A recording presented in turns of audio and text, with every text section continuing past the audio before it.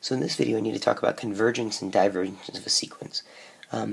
We've talked about convergence before, but I really want to make sure that you guys remember what this term means. The word converge is actually, just a plain word in the English language. When things converge, it means they're coming together, right? So, you can talk about, like a pack of hyenas converging on, a poor defenseless rabbit here in the middle. And the important thing is the hyenas are coming together to eat the rabbit.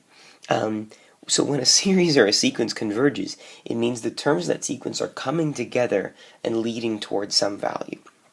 And so in practice, sort of by definition, we say that a sequence will converge if the limit of its terms exists. So there we go. In order to find out if a sequence converges, we take the limit. If the limit exists, the sequence converges.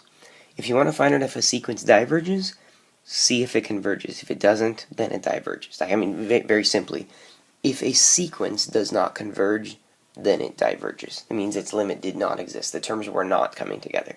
So if the limit doesn't exist as n approaches infinity, then the sequence diverges. So here's our first example of this, right? Determine if the sequence given by a sub n equals n minus 2 over n squared converges or diverges, right? So to determine if it converges or diverges, we're supposed to take the limit as n approaches infinity of n minus 2 over n squared, right? This is a pretty clear application of L'Hopital's rule because these are both, they're both approaching infinity. That would give me 1 over 2n, and now as n approaches infinity, this limit is 0. Therefore, this sequence converges to 0. So yay, the limit converges to 0. And you could even think about this graphically if you felt like it, right? We could even plot this sequence, right? We could say, well, at 1 it's negative 1, at 2 it's 0, at 3 it's, 1/9, and from that point on, the idea is that my terms should be getting closer and closer to 0. If the sequence converges to 0, it means that as n gets larger and larger and larger, my terms are getting closer and closer and closer to 0. Here's another straightforward example. Pause the video and try it on your own.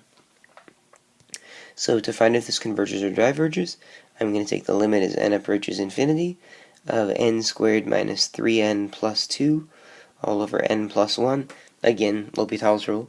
This will be the limit as n approaches infinity of 2n minus 3 over 1. As n approaches infinity, this approaches infinity. Because this limit does not exist, because it does not converge to something finite, we say that this sequence diverges. So it's as simple as that. If the terms converge to a finite number, then the sequence converges. If it doesn't, then it diverges.